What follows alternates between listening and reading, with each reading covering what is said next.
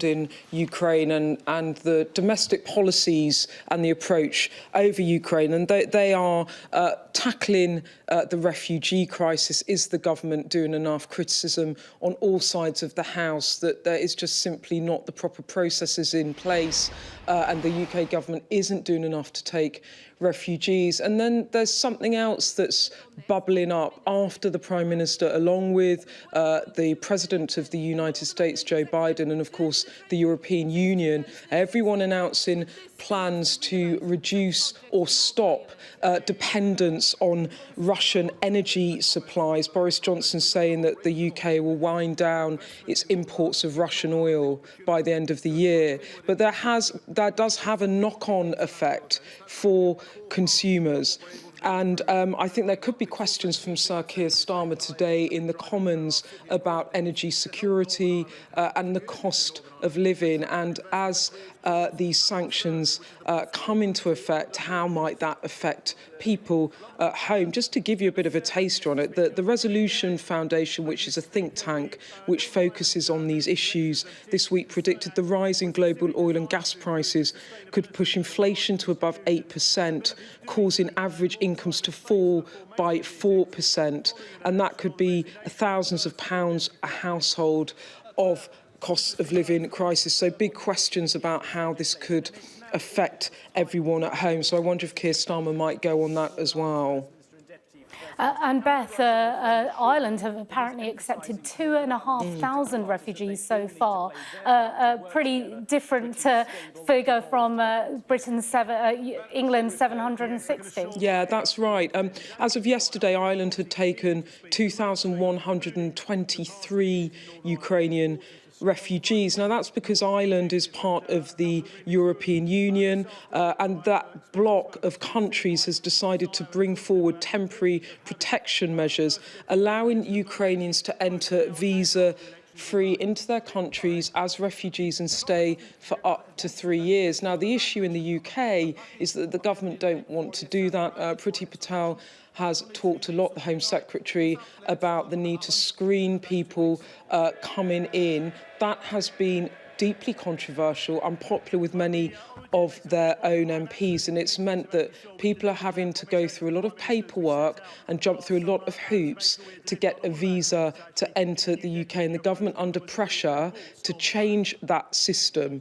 And just to give you the context of the difference between Ireland's approach and the UK, the population of the UK is 13 times larger than Ireland, but so far we've offered home to about a third as many refugees. OK, the PM's up. Let's listen. Prime Minister.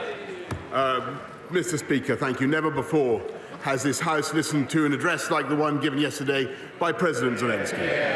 And so I want to tell the House that working with our friends and allies across the free world, we will be doing even more in the coming days to protect the people of Ukraine. And, Mr. Speaker, my right honourable friend, the Defence Secretary, will be setting out more details for the House later on. Mr. Speaker, this morning I had meetings with ministerial colleagues and others. In addition to my duties in this House, I shall have further such meetings later today. Polly Latham. Thank you, Mr. Speaker. My son Ben died from an aortic dissection at age 44, leaving a wife and 2 young children, a condition which kills 2,000 people every year needlessly, more than die on the roads. Most people do not know anything about this condition until it devastates their family, like mine. So many of these cases are preventable by identifying those at risk and early and accurate diagnosis. Would the Prime Minister commend the work of the Aortic Dissection Charitable Trust in working with all aspects of the patient pathway about this condition?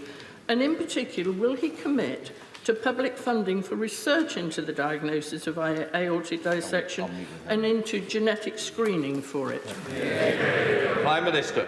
May I say to my honourable friend first how very sorry I am, as I'm sure the whole House is, for the loss of her son, Ben. And she's a passionate advocate for this work, and I thank the Aortic Dissection Charitable Trust. She's Obviously, Mr. Speaker, completely right that accurate, fast diagnosis and treatment is crucial, and that's why I'm very pleased that the National Institute for Health Research is looking to do further work in this area, and my right honourable friend, the Secretary of State for Health, will meet her at his earliest convenience. Now comes the Leader of the Opposition, Keir Starmer. Thank you, Mr. Speaker. The typical energy bill is going up by £700 next month, and that's because of pressures before Russia invaded Ukraine. The Chancellor's solution? A forced £200 loan for every household, paid back in mandatory instalments over 5 years. The big gamble behind that policy was that energy costs would drop quickly after a short spike. That bet now looks certain to fail. When will the Prime Minister force the Chancellor into a U-turn? Prime Minister. Mr. Speaker, my honourable friend, the Chancellor, has set out plans to help families with energy costs, with unprecedented measures to abate council tax by £150, Mr. Speaker, in addition to all the other schemes that we are putting forward. And I can tell the House that, yes, he's absolutely right.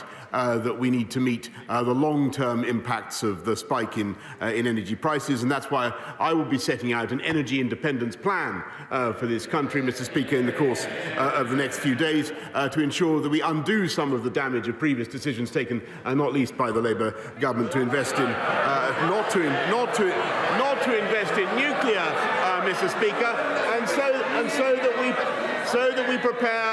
that we prepare our people for the long term and with sustainable, cost-efficient energy supply.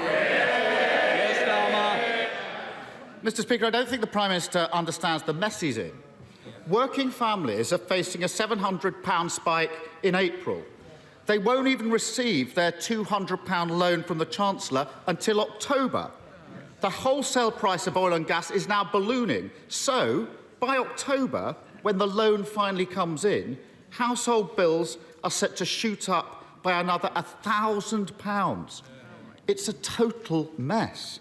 So I ask again, when is the Prime Minister going to force the Chancellor to U-turn? Prime Minister. Mr. Speaker, if he's asking for the Chancellor to U-turn on the support that we're giving to families and households, I think that he's absolutely out of his mind. We are going to continue to give people support throughout this difficult period, as we did throughout the coronavirus epidemic, Mr. Speaker, with unprecedented levels of support. We have a £200 discount on bills, £150 non-repayable reduction in council tax, and £144 million extra to help councils support vulnerable families with their energy bills. Altogether, Mr. Speaker, there is a £20 billion package of financial help that we are giving the British people, and we will continue to do more. I think a U-turn, Mr. Speaker, is the last thing we want. Mr. Speaker, we'll see how long that position lasts. Let me try and help the Prime Minister. Let me try and help the Prime Minister by coming at it from a different angle. Before Russia invaded Ukraine, North Sea oil and gas companies were making bumper profits. BP made £9.5 billion. Shell made £14 billion. In their own words, more money than they know what to do with. Since then, the international price of oil and gas has skyrocketed, and so will their profits. When will the Prime Minister admit he's got this badly wrong, put a windfall tax on those super profits, and use the money to cut household energy bills? Prime Minister. Mr. Speaker, the net result of that would simply be to see the oil companies put their prices up yet higher, Mr. Speaker.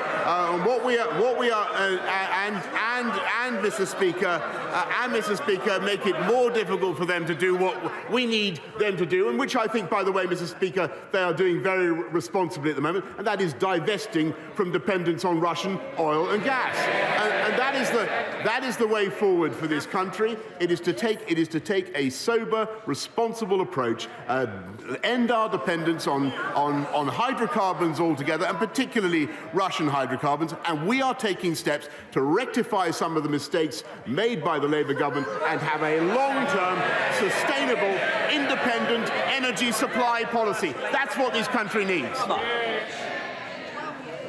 Protecting energy profits, not working people. Doesn't that say it all?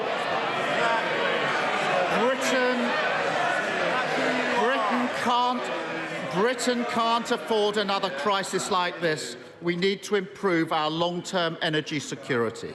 That starts with supporting new nuclear and renewables. But the Conservatives have effectively banned new onshore wind. As a direct result of this short-sighted approach, we're using more gas every year than we import from Russia. That's ludicrous. So will the Prime Minister relax planning laws, end the block on onshore wind, and stop supporting policies that make us so dependent on foreign gas? Prime Minister. Mr. Speaker, it's thanks to the policies that this government has pursued that we actually only are dependent on Russian gas for 3% of our gas needs, unlike virtually every other European country, Mr. Speaker.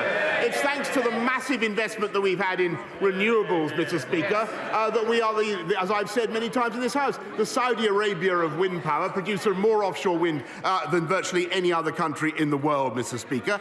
And I think he just, by the way, I think he just committed to supporting, this may be news to some of his party, but he just committed to supporting more nuclear power. Great news. There is more joy in heaven, Mr. Speaker. There is more joy in heaven over one sinner that repenteth, Mr. Speaker, than over 100. I'm delighted, and those were the people, Mr. Speaker, who cancelled our nuclear efforts. They were in power. They did completely the wrong thing. I'm delighted to welcome them now into the fold. Come off it. Labour is pro-nuclear. This Prime Minister can't get a single brick laid of a new nuclear plant.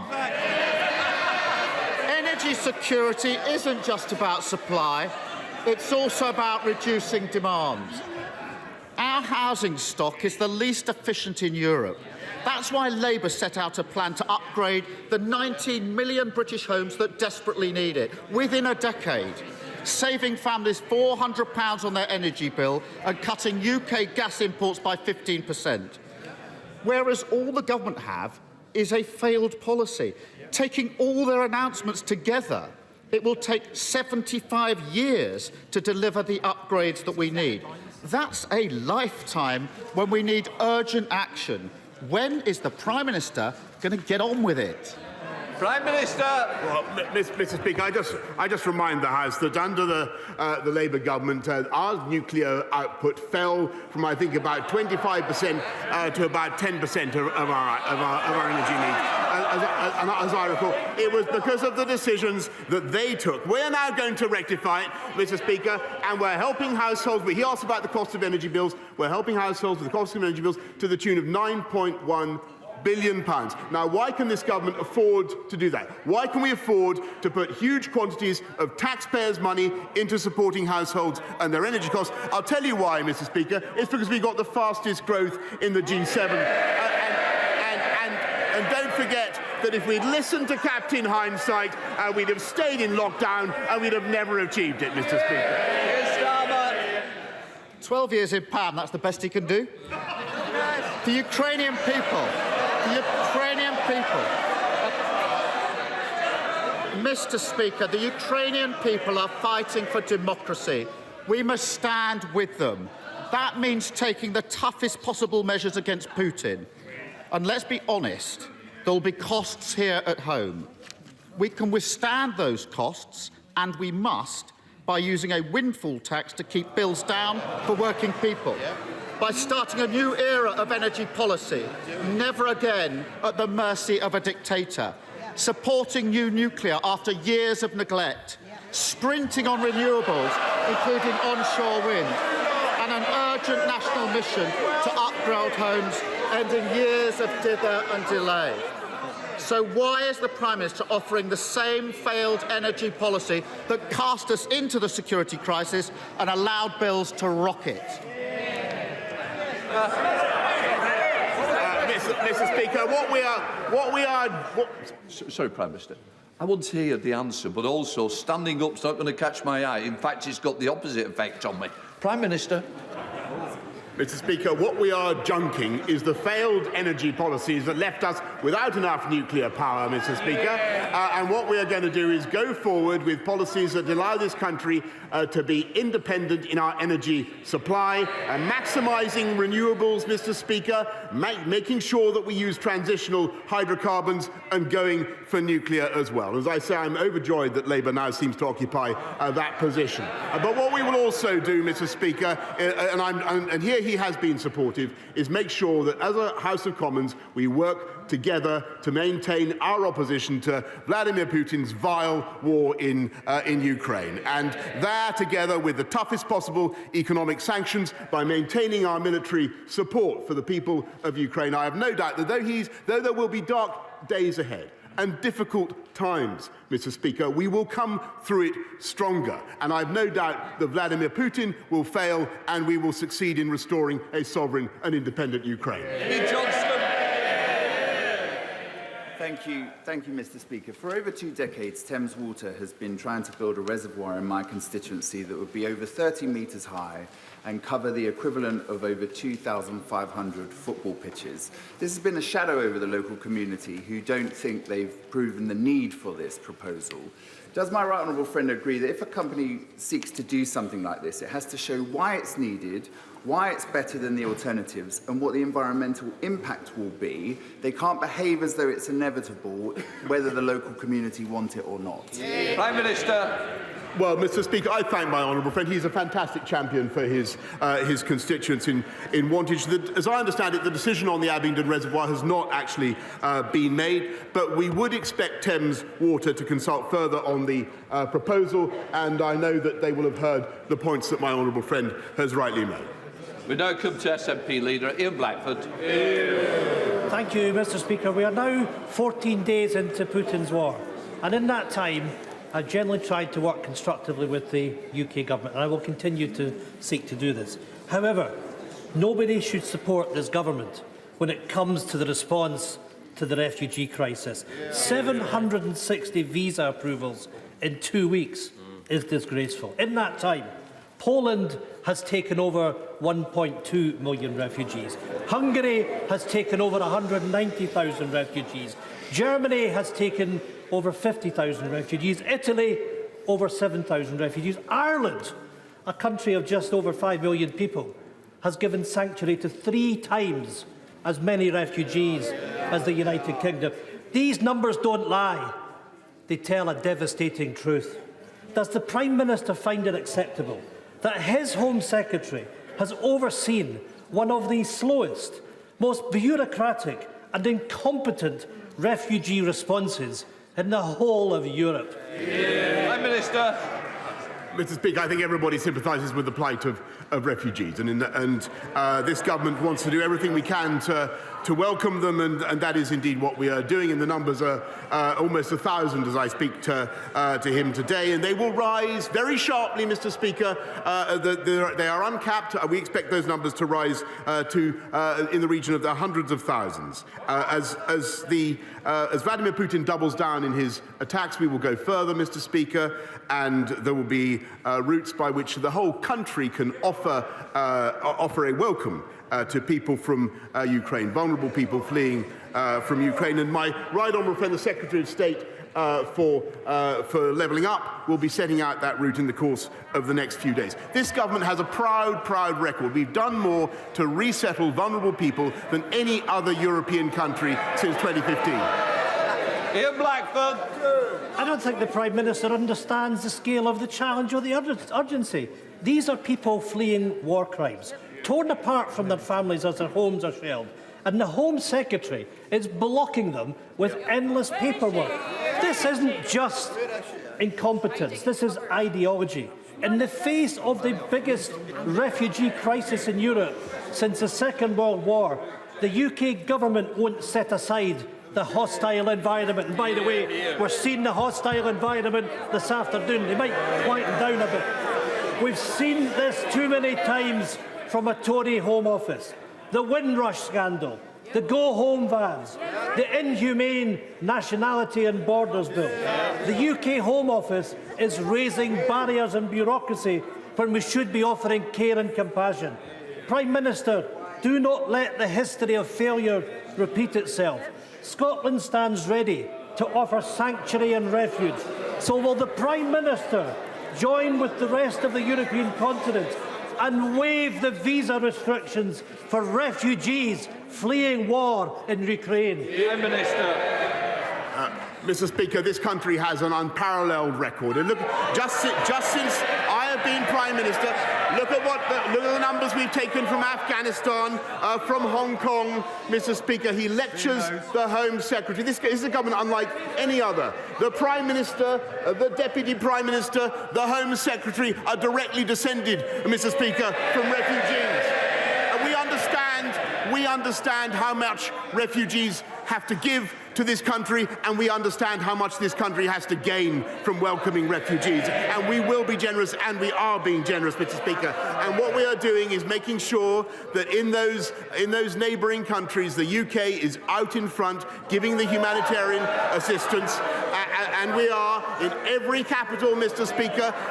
They laugh, Mr. Speaker, they mock, they scoff. This country is leading in every respect, but we are also the single biggest donor of humanitarian aid to the Ukraine war zone, Mr. Speaker. The single biggest donor, and he should be proud of that.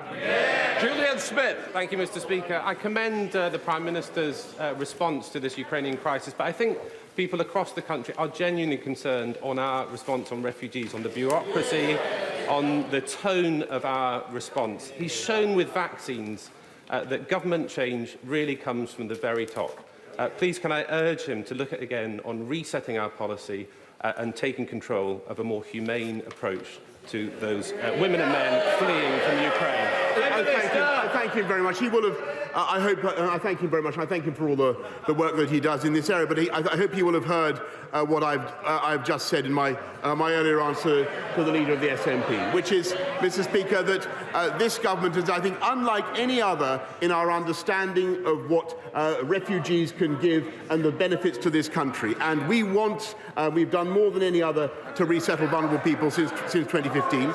I think that there is a huge opportunity now for us to do even more, and that's why my right honourable friend, the Secretary of State for Levelling Up, will be setting out a route by which the British people, not just the family reunion route, which can run into the hundreds of thousands, Mr. Speaker, but also a route by which everybody in this country can offer a home to people fleeing Ukraine. And my right honourable friend will be setting that out in the course of the next few days. Sir Geoffrey Donaldson. Thank you, Mr. Speaker. The Prime Minister will be acutely aware of the pressures facing households across the United Kingdom, including in Northern Ireland, with the rapid increase in the cost of heating homes and running a motor vehicle.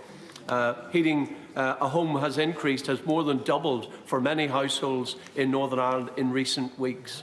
Will the Prime Minister commit to bring forward a package of measures designed to help households, including a cut in VAT on home heating fuel, reducing or cutting excise duty on fuel for motorists? And will he ensure that those measures apply to Northern Ireland, where the Northern Ireland Protocol once again presents a problem in this government taking control over the affairs of all of the United Kingdom? Will the decisions that the Treasury take apply to the whole of the United Kingdom?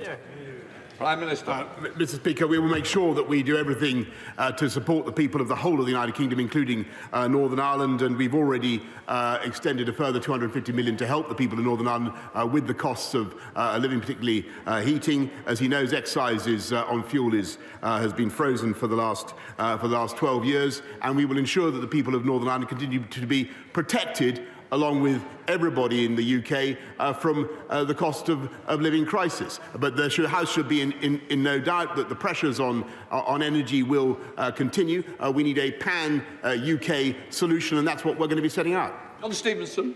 Thank you, Mr. Speaker. Prime Minister, the world has changed. Energy security is vital, but so too is food security. Our food and drink manufacturers and those in the food chain proved their worth during the pandemic.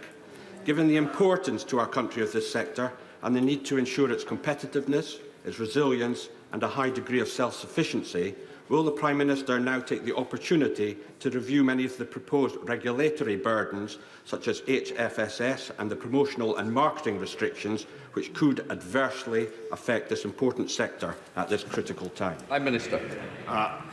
Mr. Speaker, he's absolutely right that food security is a crucial issue, and it is affected, of course, by the cost of energy. And the energy inputs into agriculture are certainly something that we need to address. There is also a separate issue, Mr. Speaker, to do with childhood obesity. The House passed measures already in the autumn, the ones to which he refers. We're giving the industry more time to adjust to the impact of those measures. Graham Morris. Thank you, Mr. Speaker. Prime Minister, in addition to the increase in fuel prices, our constituents are reporting to us that the energy companies are doubling standing charges. In France, energy supply company EDF has had energy price rises to domestic customers capped at 4%. But this government price cap allows EDF to increase prices to UK customers by 54%. Ooh. My question is why? Mr. Speaker, we have an overall cap, and obviously the EDF is incorporated differently in the UK from its incorporation in France. But we will do everything in our power to abate the costs of energy across the country, as we already are, Mr. Speaker. But what it needs is a short-term, medium-term and long-term energy strategy so that we have sustainable supplies. Richard Holden. Thank you very much indeed, Mr. Speaker. Soon after I was elected, I found out that at Shotley Bridge, an 8-bed community hospital in my constituency is replaced with a 0-bed unit, something some Labour councillors had known about but said nothing about during the election campaign. After campaigning hard with ministers and the Secretary of State and working with my local NHS trust, a new 16-bed unit is now in the final stages of planning and has been confirmed as part of this government's hospital building programme. Can the Prime Minister confirm that this new community hospital is now full steam ahead, and will he commit to coming to concert to kick off the building works if the plan goes ahead by the end of next year? Prime Minister. Yes, Mr. Speaker, I'm delighted there'll be a new hospital at Shotley Bridge. I congratulate him on all the work he's done to lobby for it. And, Mr. Speaker, what it proves that this government is getting on, in spite of the pandemic, in spite of war in Ukraine, this government is getting on with the job. Thank you, Mr. Deputy Speaker. I've just been to a very harrowing meeting with families affected. They have members of families in care homes and hospitals, and they've suffered unjustifiable denial of access to those loved ones, and have been massively restricted. And it continues despite the post-COVID environment. Would the Prime Minister be prepared to introduce legislation to make access to loved ones in care homes and hospitals a legal right and not at the discretion of the care home or the hospital concerned? Prime Minister. Mr. Speaker, I thank him very much, and I think everybody understands the anguish of people who haven't been able to see their loved ones during the pandemic. We have relaxed the restrictions in care homes, as he knows. If I'd be very happy to offer a meeting for him and the relevant health minister to discuss his further concerns. John Penrose. Mr. Speaker, the government's already stopped issuing golden visas, so they can't be exploited by oligarchs and crime lords. But some could already be here, living in luxury London penthouse flats they've bought with dirty cash. So, will the Prime Minister pledge that anybody who is put on the sanctions list in the coming days and is already in the UK on a golden visa will have it ripped up so they can be thrown out? Prime Minister. Yes, Mr. Speaker, I can tell him that, and I thank the House for what we've done to accelerate the economic crime measures, because we will be able to whip aside the veil of anonymity, Mr. Speaker. The ownership of these luxurious dwellings to which he refers will be exposed, and yes, we will be able to take away their ability to remain in this country. Barbara Keeley. Thank you, Mr. Speaker. As energy costs spiral, I want to raise the issue for people who use extra electricity to charge their electric wheelchairs, or to run ventilators, or a stair lift. It is not right that people with a disability or a serious medical condition should face unmanageable debt, or going without food to pay the cost of electricity on which they absolutely rely. They need a real cut to their bills right now. So why isn't the Prime Minister looking at drawing on the profits of the North Sea oil and gas companies to help the most vulnerable families with those costs? I thank her very much. She raises a very important issue, and clearly the spike in energy prices is going to fall most heavily on vulnerable people such as the ones that she has mentioned, and we will certainly be looking at ways to abate their costs. Paul Holmes. I don't know what I've done to deserve that. Residents in the village of Hamble in my constituency are currently facing the prospect of a quarry being given planning permission with 144 lorries per day in this congested area with one road access. Will my right honourable friend agree to meet with me to discuss how we can tighten the regulations on where quarries can be built to take into account the health implication, our environment and our local communities? Prime Minister. I thank my honourable friend, and he's a great champion for Eastleigh. The planning framework is robust and should ensure that quarries don't have an adverse impact on the environment or on health, but I'll make sure that he gets a meeting with the relevant minister to discuss his concerns further. Abhinav Pogdasari. Thank you, Mr. Speaker. Mr. Speaker, we have seen in recent weeks how serious and dangerous Russia's covert influence in Britain can be. We have seen that Putin actively seeks to influence the culture, media and politics of democratic nations. Our national security is of the greatest importance, and Britain cannot become home to those that prop up Putin and his war.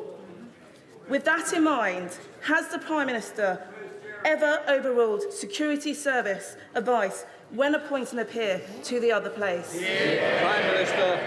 No, Mr. Speaker, and actually the Kremlin has singled out the UK for being in the lead on global sanctions, and as they have, and Mr. Speaker, in leading the world in defiance of the odious war that Putin is leading in Ukraine.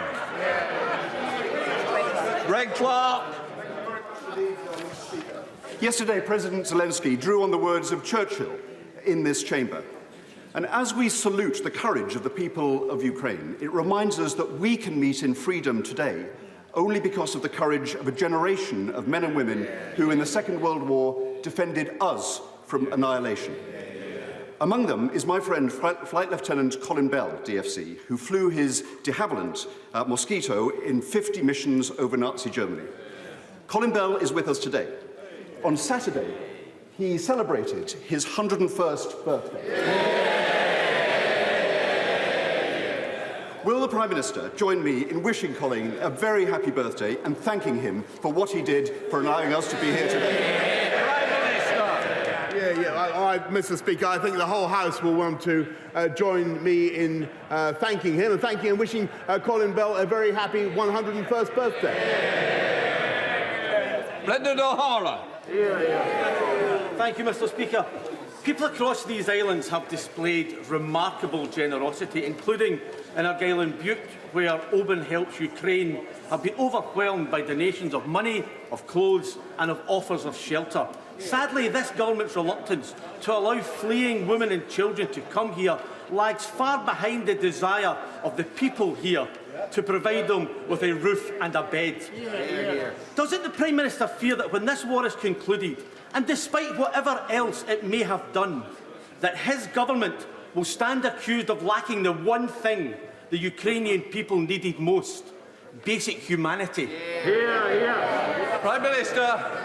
Mr. Speaker, I really don't think that question reflects the views of people around the world, and nor does it, Mr. Speaker, nor does it reflect reality, because this government has done more than any other European country to support people by way of direct bilateral humanitarian aid, Mr. Speaker, and we have two very generous schemes for allowing people to come to this country. This is a government that believes in welcoming people fleeing from zones of conflict. And, Mr. Speaker, if he shakes his head, look at our record. Look at what we've done. Just in the last 2 years, and he should be proud. He should be proud of what we've done. Maynard. Thank you, Mr. Speaker. We were pleased to welcome both the Prime Minister and the Secretary of State to Blackpool the day after the launch of the Doubling Up White Paper. Will he meet with me to discuss how we can make sure that Blackpool is not just a testbed for innovation in many of the areas of Doubling Up, but a showcase for the impact it can have on the community that I represent? I thank him for his wonderful work in Blackpool for communities he represents, and it was fantastic to be with him and to see the increase, the extension and the upgrading of the tram network in Blackpool, Mr. Speaker, that will help to drive the economy and help to bring high-wage, high-skilled jobs in just the way that we hope to do that across the whole of the UK as we get on with levelling up. Ed Davey. Speaker, in the months before World War II, the UK took in over 60,000 Jewish refugees fleeing Nazi persecution. Over half a century ago, we took in over 27,000 Ugandans expelled by Idi Amin. Since then, we've taken Tamils escaping civil war, Bosnians escaping genocide, and Syrians escaping Assad. But this week, the Home Office turned away hundreds of Ukrainian refugees escaping Putin's bombs because they didn't have the right paperwork. Can the Prime Minister not see that this flies in the face of our country's proud tradition of providing sanctuary? And since the Home Office clearly isn't up to the task, will the Prime Minister send in armed forces personnel to speed up the process so Ukrainian refugees can come here quickly and safely? Prime Minister. Mr. Speaker, I thank him very much, and the whole House wants to do as much as we can and as fast as possible. But what he says about the UK is, I'm afraid, completely wrong, Mr. Speaker, because we have visa centres open in Warsaw, in Budapest, in Prague, in Jeszczał, in Poland, in Chisinau, in Moldova, Bucharest, and elsewhere, Mr. Speaker. We've already got 1,000 people in under the existing scheme. That number will climb very sharply, Mr. Speaker. Look at what we've done already. 15,000 from Afghanistan, 104,000 applications from Hong Kong Chinese, and I think there were about 25,000 from Syria. No one has been turned away, Mr. Speaker. That is simply, we want to be as generous and Mr. Speaker. It is important to have checks. Let me make this point to the House, because I think people need to understand. There are some people, Mr. Speaker, who would like to dispense with checks altogether and simply to wave people through. And I've got to say, and I hear the voices on the benches opposite. I do think that is irresponsible, and that is not the approach that we should be taking. The Schengen countries have a different arrangement. We must be in no doubt, as I said in answer to a previous question, the Kremlin has singled out this country for the approach that we are taking. Vladimir Putin, and we know how unscrupulous Putin can be in his methods. It would not be right, Mr. Speaker, to expose this country to unnecessary security risk, and we will not do it, Mr. Speaker. We are going to be as generous as we can possibly be, but we must have checks. Billy. Mr. Speaker, my community in Tipton came together on Sunday to commemorate the 100 years since the devastating explosion of the Dudley Port munitions factory and the 19 girls who were recklessly murdered by the owner of that factory. Now, in the Black Country, it's vital that we acknowledge both the pride but also the pain of our industrial heritage. And can I ask my right honourable friend, therefore, to reaffirm his commitment today to the Black Country, to ensure that we honour that legacy of those girls in that factory in Dudley Port 100 years ago. And the one way that my right honourable friend can do that for my community in Tipton is to come to Tipton, Mr Speaker, and see that beating heart of the Black Country who will welcome him with open arms. Well, Mr Speaker, long ago, when I was a reporter, Tipton was on my beat many years ago, and wild horses wouldn't keep me away from Tipton. I'll be back. Ronnie Cowan's final question. Thank you, Mr Speaker. Prime Minister, I have a constituent whose elderly parents are seeking refuge in the United Kingdom from Ukraine. Her parents are both in their 80s. They've made it to Hungary. They went to the visa application centre, as instructed by the Home Office hotline, and they were told, come back on the 22nd of March. Then, and only then, will their biometrics be processed. That is a harsh reality, no spin, no subterfuge. Prime Minister, when will refugees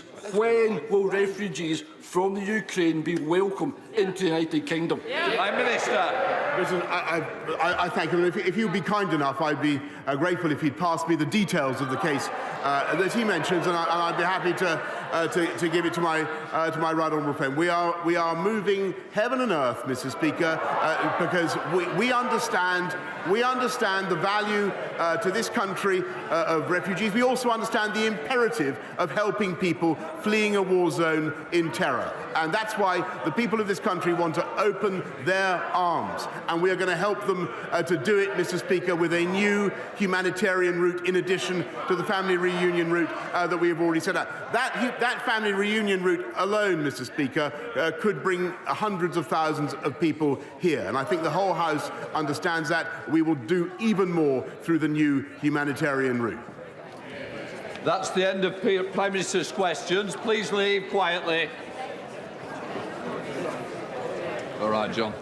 And that is the end of Prime Minister's questions for this week. We are expecting, though, Defence Secretary Ben Wallace to give the House an update at some time. As soon as that happens, for that update on Ukraine, we will take you back to the House of Commons. In the meantime, I'm joined by political editor Beth Rigby. Beth, a two-pronged approach there to PMQs. Keir Starmer picking up the cost of living. OK, we're going to go to that statement from Defence Secretary Ben Wallace. Thank you, Mr Speaker. With permission, I would like to update the House on the situation in Ukraine, and HMG supports the government in Kiev.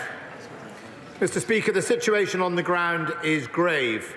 As we can recall, on the 24th of February, forces of the Russian army, unprovoked, crossed into Ukraine's sovereign territory. Along three main axes, Russian armour has attempted to occupy Ukraine. Their plan was to reach and encircle Kyiv, encircle Ukrainian forces near the border, and invade from the south to link up with their forces via Mariupol. Russian High Command had committed 65% of their entire land forces and indisputably are in possession of overwhelming firepower and armour. It is estimated that at the start of this invasion, they had between 110 and